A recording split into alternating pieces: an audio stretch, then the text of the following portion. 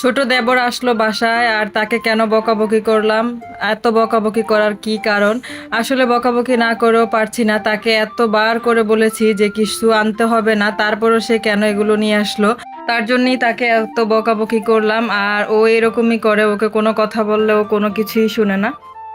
আসসালামু আলাইকুম, hello everyone, সবাই কেমন আছেন? আলহামদুলিল্লাহ, আমি তো আল্লাহর অশেষ রহমতে অনেক ভালো আছি। আমি লাকি চলে আসলাম আমার আরও একটি ডেইলি লাইফস্টাইল ব্লগ নিয়ে।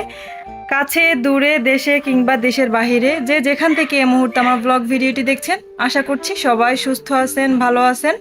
সবার সুস্থতা কামনা করে আমার আরও একটি ডেইলি লাইফস্টাইল ব্লগ নিয়ে চলে আসলাম আপনাদের সাথে শেয়ার করার জন্য। আশা করছি আপনাদের কাছে ভালো লাগবে। প্লিজ সবাই একটি লাইক দিয়ে তারপরে পুরো ভিডিওটি দেখার অনুরোধ রইল। এবং যাদেরকে এখনও আমার চ্যানেলে আজকেই নতুন ভিজিট করেছেন, যারা এখনও আমার চ্যানেলটি সাবস্ক্রাইব করেননি, প্লিজ এখনই আমার চ্যানেলটি সাবস্ক্রাইব করে আমার পরিবারের একজন সদস্য হয়ে থেকে যেতে পারেন। আর যারা অলরেডি এই কাজটি করে ফেলেছেন তাদেরকে অসংখ্য অসংখ্য ধন্যবাদ।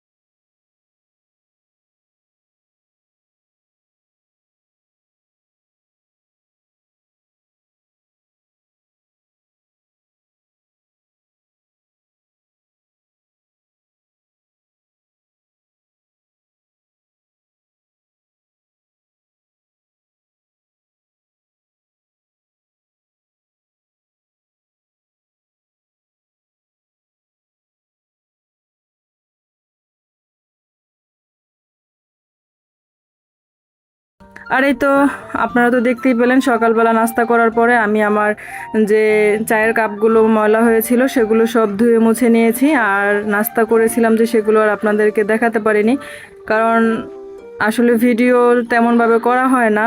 বাসায় মেহমান থাকলে দেখা যায় যে ভিডিও করতে একটু অসুবিধা হয়ে যায়, কারণ তাড়াহুড়ো করে কাজ করতে গেলে আর ভিডিও করার থাকে না, সময় থাকে না। তো বাসায় দেবর ছিল, আমার আব্বু ছিল, তো সেজন্য আর আমি সেভাবে ভিডিও করতে পারিনি। তাড়াহুড়ো করে সকালে নাস্তা সেরে ফেলেছি, এখন দুপুরের জন্য রান্না বান্না করব। তো সেই জন্য আমি তাড়াহুড়ো করে কাজ করে নিচ্ছি। আর আমি আজকে ইলিশ মাছ দিয়ে, পটল দিয়ে, আলু দিয়ে রান্না করব। তো আমি একটা ইলিশ মাছ আগে কেটে নিচ্ছি। আর আমি সবসময় ইলিশ মাছ এভাবেই আগে আঁশটে ছাড়াই নেই। আমার কাছে মনে হয় যে এভাবে করলে সহজ হয়। আর বটি দিয়ে করতে গেলে দেখা যায় যে আঁশটেগুলো একদম পুরো বাসায় ছিটে যায়। তো আমার কাছে এভাবেই সহজ মনে হয়। বেসিনের ভিতরে একটু পানি নিয়ে তারপরে আমি যে কেক কাটার যে ছুরি থাকে সেই ছুরি দিয়ে এভাবে করে মাছের আঁশটাগুলো ছাড়িয়ে নেই। আর সব সময় এগুলো আমার বেসিনের কাছেই থাকে, এই যে ছুরিটা। আর ওই যে একটা কাঠি দেখতে পাচ্ছেন, এটা দিয়ে হলো আমি আমার যেই বোতলে পানি রাখি সেই বোতলগুলো প্রতিদিন ধুই, পরিষ্কার করি। তো সেই জন্য আমার এগুলো সবসময় এখানেই থাকে। আর আপনারা কে কোথা থেকে আমার ব্লগ ভিডিওটি দেখছেন, প্লিজ সবাই আমাকে একটি কমেন্ট করে জানাবেন। আর আমার অনেক অনেক বন্ধুরা আছেন, আমাকে অনেক সুন্দর সুন্দর করে কমেন্ট করেন। তো সেগুলো আমার কাছে দেখতেও ভালো লাগে, পড়তেও ভালো লাগে। আসলে যারা বুঝেন তারা কখনো আমার মনে হয় এরকম স্প্যাম কমেন্ট করেন না। যারা না বুঝে করেন তাদের জন্য তো আর বলার কিছু নেই। আসলে এরকম অনেক লোকজনই আছেন যারা এখনও চ্যানেলের সম্বন্ধতে এরকম মানে সেরকম কিছু জানেন না বা বুঝেন না। তারপরে হলো যে কোনটা স্প্যাম কমেন্ট, কোনটা করলে কি হয় সেগুলোও বুঝেন না। তো তার জন্যই হয়তো বা তারা করেন, আমি মনে করি।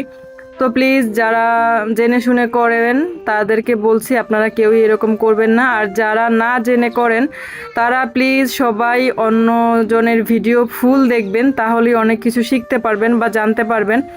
যেমন আমিও কিন্তু অনেক কিছুই জানতাম না। আমি লাকি আজকে এখানে এসেছি অনেককে দেখে জেনে শুনে বুঝে। তারপরে যেমন দেখা যায় যে আমি যখন চ্যানেলের কাজ প্রথমে শুরু করেছিলাম তখন কিন্তু আমি অনেক কিছুই জানতাম না বা বুঝতামও না। তো দেখা গিয়েছে অনেক আপুদের ভিডিও যখন আমি দেখছি তখন অনেক কিছু শিখতে পারছি, জানতে পারছি। তো আপনাদের সবার কাছে রিকোয়েস্ট থাকবে, কারো ভিডিও দেখলে আপনারা কিন্তু উপকৃতই হবেন, খারাপ কিছু হবে না আপনাদের। তো ফুল ভিডিও দেখে তারপরে আপনারা বুঝে শুনে কমেন্ট করবেন, এরকম কোনো কমেন্ট করবেন না যে যাতে আপনার কারণে অন্য কারো চ্যানেলের ক্ষতি হয় বা সমস্যা হতে পারে। আসলে আমি মনে করি যে আমি যদি কারো উপকার না করতে পারি, আমার দ্বারা যেন কারো কোনো ক্ষতি না হয়, সেটা অবশ্যই খেয়াল রাখবো আমরা সবাই। আর এই তো আমার বাসায় দুপুরবেলা একদমই গ্যাস থাকে না, গ্যাস চলে যায়, তো একটু একটু গ্যাস আছে, আমি সেটা দিয়ে ভাতটা রান্না করে নিয়েছি, তারপরে আবার এখন তরকারিটা রান্না করব।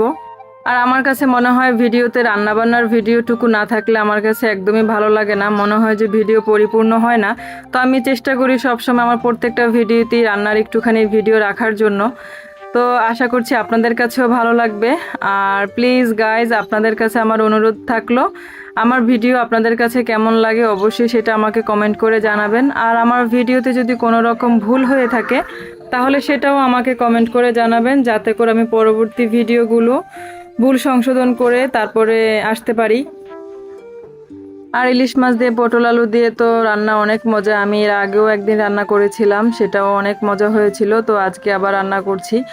আর আমার মেয়ে কিন্তু সবজি তত বেশি একটা খায় না, যেমন ওর সবজির ভিতর শুধু মিষ্টি কুমড়, তারপরে কাঁচা কলা, আলু এসবই খায়।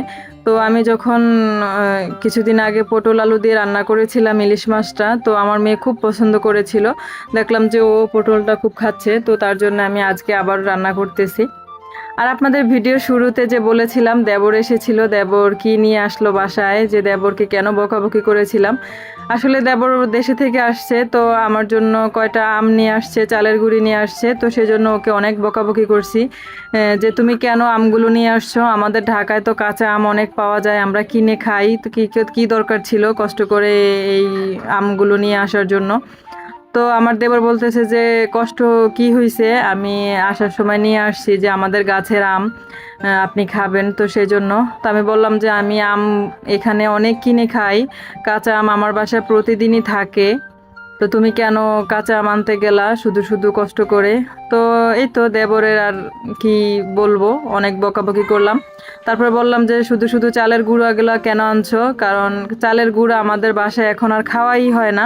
আমার হাজবেন্ড একদমই রুটি খাওয়া পছন্দ করেন না, আর মেয়ে তো চালের রুটি, মেয়ে রুটি পছন্দ করে, কিন্তু চালের রুটি আসলে দেখা যায় যে চালের রুটি তো আর শুধু শুধু খাওয়া যায় না, চা দিয়েও খেতে একদমই ভালো লাগে না। চালের রুটি দেখা যায় যে মাংসের সাথে বা কোনো কিছুর সাথে খেতে ভালো লাগে। কিন্তু আমি তো বাসায় এখন আর পিঠাও বানানো হয় না তেমন একটা, আর আমি পিঠা বানালে সব সময় সুজি দিয়ে বানাই, চালের গুঁড়ি দিয়ে একদমই বানাই না। তো সেই জন্য আমি ওকে অনেক বকাবকি করলাম। এই যে আমার জন্য 5টা আম নিয়ে আসছে আমার দেবর, তো 5টা আমের ভিতরে একটা আম কেটে খাওয়া হয়েছে, আর 4টা আছে এখানে, তো আপনাদেরকে সেটাই দেখাচ্ছি। তো এই আমগুলো নিয়ে আসছিল, সেজন্যই ওকে বকাবকি করছিলাম যে এগুলো কেন নিয়ে আসছো তুমি। আর চালের গুঁড়া বললাম যে তুমি এগুলা, আমার খালা শাশুড়ি থাকেন আমাদের বাসার একটু কাছেই, তো বললাম যে ওনার জন্য নিয়ে যেও, তো বলতেছে না আমি আর নিতে পারবো না, এগুলো এখানে আনা হয়েছে এখানেই রাখেন, এই আর কি। আর আমার মেয়েকে তো প্রতিদিন সকালবেলা স্কুলে টিফিনের জন্য দেখা যায় যে পরোটা বানানো হয়, ও পরোটাই নিয়ে যায়, বা রুটি বানানো হয় রুটি নিয়ে যায়। আসলে চালের গুঁড়া দিয়ে এখন আর তেমন পিঠাও খাওয়া হয় না বা রুটিও খাওয়া হয় না, দেখা যাবে যে এই চালের গুঁড়াগুলো আমার বাসায় পড়ে পড়ে নষ্টই হয়ে যাবে। আর অনেক দিন হয়ে গেলে এগুলো কীরকম যেন পোকা হয়ে যায়, গন্ধ আসে, খেতে একদমই ভালো লাগে না। আর আমি তো আগেই বললাম যে আমার হাজবেন্ড একদমই রুটি পছন্দ করেন না, উনি খান না রুটি তেমন। তো আর কি করার, নিয়ে আসছে যেহেতু, এখন আর বকাবকি করেও লাভ নেই। তো চালের গুঁড়োগুলো দেখা যাবে সবই ফালা যাবে, এগুলো বাসা থেকে থেকে নষ্ট হয়ে যাবে, আর কিছু করার নেই। আর এই তো আমার দেবর, তো আমি দেবরকে যে বকাবকি করছিলাম তার জন্য সে বলতেছে যে আপনি এরকম করতেছেন কেন, আহ, আমগুলো আমি আম নিয়ে আসছে, তো সেই জন্য বকলাম যে তুমি 5টা আম নিয়ে আসছো, আবার কাঁচা আম তারাও কেন নিয়ে আসছে এত কষ্ট করে। আমার দেবর তুমি অনেক কষ্ট করছো এই আমগুলা গুড়িগুলা নিয়ে। তো হাসতেছে, বলতেছে আমি কি এখন আর ছোট আছি নাকি, আমি তো এখন বড় হয়ে গিয়েছি, কিসের কষ্ট, কোনো কষ্ট হয় নাই, এই আর কি দুষ্টামি করতেছিলাম। তো আসলে ওর সাথে আমার অনেক দুষ্টুমি করা হয়, কারণ আমি যখন আমার শ্বশুরবাড়িতে আসি তখন আমার এই দেবর 4 বছর বয়স ছিল, একদম ছোটবেলা থেকেই আমার হাতের উপরেই ও বড় হয়েছে, তো সেই ক্ষেত্রে ও আমাকে একটু বেশি ভালোবাসে, আর আমিও ওকে অনেক আদর করি। তো গাইজ আমার আজকের ব্লগ ভিডিওটি এখানেই শেষ করছি। সবাই সুস্থ থাকবেন, ভালো থাকবেন। পরবর্তী ভিডিও দেখার আমন্ত্রণ রইল। আল্লাহ হাফিজ, আসসালামু আলাইকুম।